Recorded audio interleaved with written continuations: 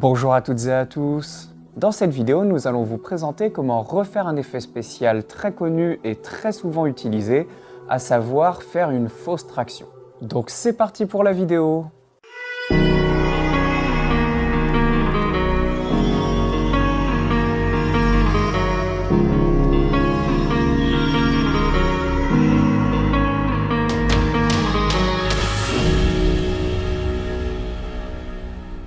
Parmi les effets spéciaux très connus, on retrouve notamment l'explosion, le tir de pistolet, le sabre laser. C'est des effets spéciaux où on trouve énormément de tutoriels sur YouTube pour les refaire, donc on va pas faire un tutoriel supplémentaire pour en parler. Par contre, l'effet visuel dont on veut vous parler aujourd'hui, il a beau être très connu, comme il est un petit peu plus complexe à faire, on a beaucoup moins de tutoriels dessus.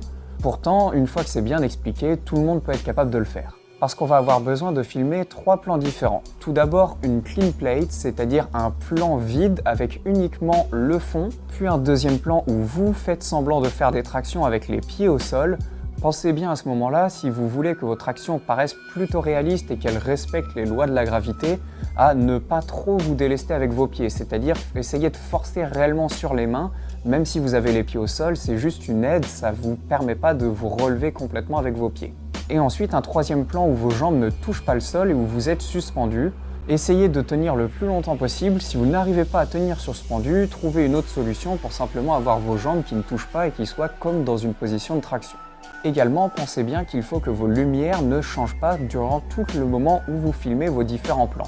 Donc évitez les lumières naturelles et favorisez les lumières artificielles, parce que si les lumières changent, cela ne fonctionnera pas au final, et essayez également d'éviter les ombres parce que ça risque de vous compliquer le travail. Également, un petit point important, pensez bien à réduire au maximum le flou de mouvement lorsque vous filmez. Mettez votre obturateur sur une vitesse très rapide, par exemple jusqu'à 1/500e, 1 millième de seconde.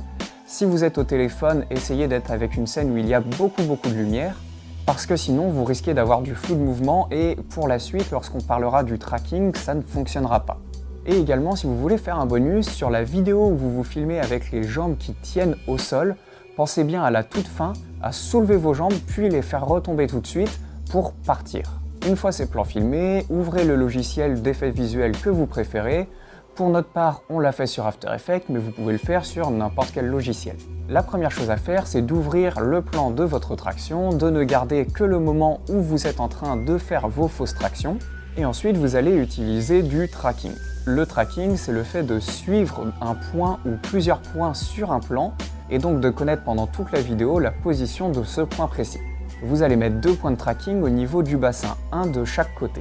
Et ensuite, vous allez lancer le tracking sur le logiciel et le logiciel va analyser le déplacement de ces points. Si vous utilisez After Effects, le tracking fonctionne avec du contraste, donc essayez d'avoir des points qui soient bien contrastés. Si jamais le logiciel fait une erreur et qu'il ne met pas le point au bon endroit, vous pouvez toujours l'ajuster par vous-même.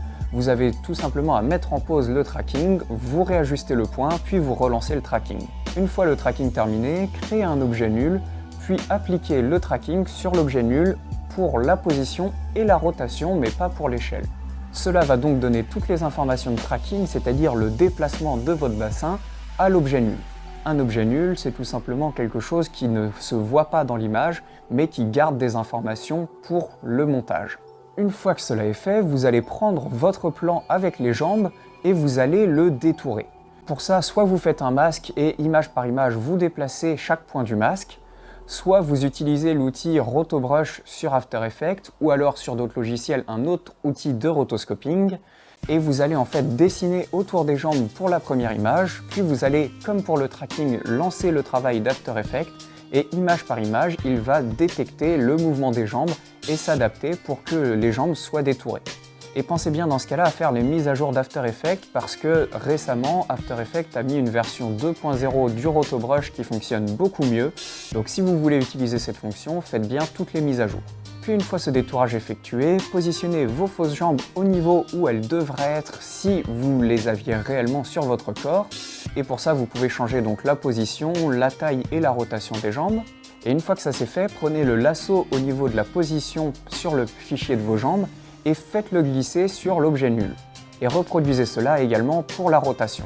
Ainsi, vos jambes sont maintenant liées à votre corps et elles ont le même mouvement que votre corps.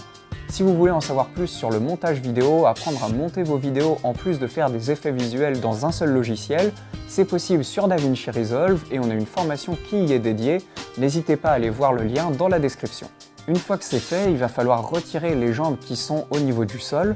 Donc pour ça, en dessous de tous les fichiers que vous avez dans votre timeline, mettez le fichier vide que vous avez filmé au départ avec votre scène sans vous. Maintenant, vous allez soit utiliser l'outil Rotobrush pour retirer les jambes de votre sujet, c'est-à-dire tout sélectionner de votre plan sauf les jambes et lancer le Rotobrush pour qu'il le fasse sur tout le plan. Soit si vous préférez, vous pouvez encore une fois utiliser des masques et les animer image par image. Pour ça, il vous suffit de cliquer sur les propriétés du masque et d'animer la forme du masque avec le petit chronomètre. Et pensez bien à mettre votre masque en mode soustraction pour aller plus vite. Une fois que cela est fait, votre effet est déjà terminé, vous avez vos fausses tractions. Mais on ne va pas s'arrêter là et on va faire un petit bonus dont on vous avait parlé avant pour rendre l'effet encore plus réaliste. Car le fait qu'on ne voit pas la personne arriver ou partir, ça donne une très bonne idée de comment est-ce que l'on a réalisé l'effet visuel et il est du coup beaucoup moins convaincant car toutes les personnes qui ont quelques notions d'effet visuel comprendront très bien comment ça a été fait. Et donc pour ce bonus, la seule chose que vous avez à faire, c'est de rajouter une coupe au moment où vos jambes sont remontées à la position où elles devraient être normalement par rapport aux fausses jambes que vous vous êtes rajoutées, et de rajouter une coupe à ce moment-là, avec vos jambes qui tombent, et le moment où vous partez. Au final, en coupant de l'un à l'autre sans même mettre de transition, l'effet fonctionnera car avec le mouvement, on ne pourra pas comprendre que l'on passe d'un plan à un autre. Et voilà, vous avez votre effet en entier qui est réalisé. Vous avez à la fois la fausse traction et le fait que vous partiez fait penser que ça a été réalisé de façon assez compliquée et que c'est beaucoup plus difficile à truquer. Si vous voulez, vous pouvez également rajouter un petit peu de faux mouvements de caméra pour donner l'impression que ça a été filmé à la main.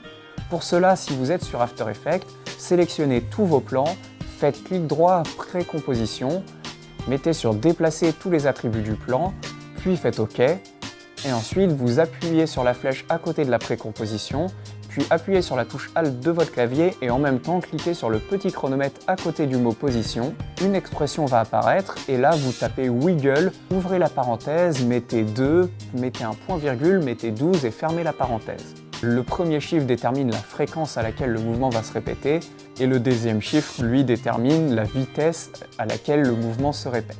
Voilà, maintenant vous avez donc votre effet visuel qui est terminé. Si vous voulez en savoir plus sur les effets visuels, on a fait une vidéo qui y est dédiée. Vous pouvez cliquer sur la fiche qui va apparaître. Et sur ce, on vous dit à bientôt pour une prochaine vidéo. Bonne journée à toutes et à tous.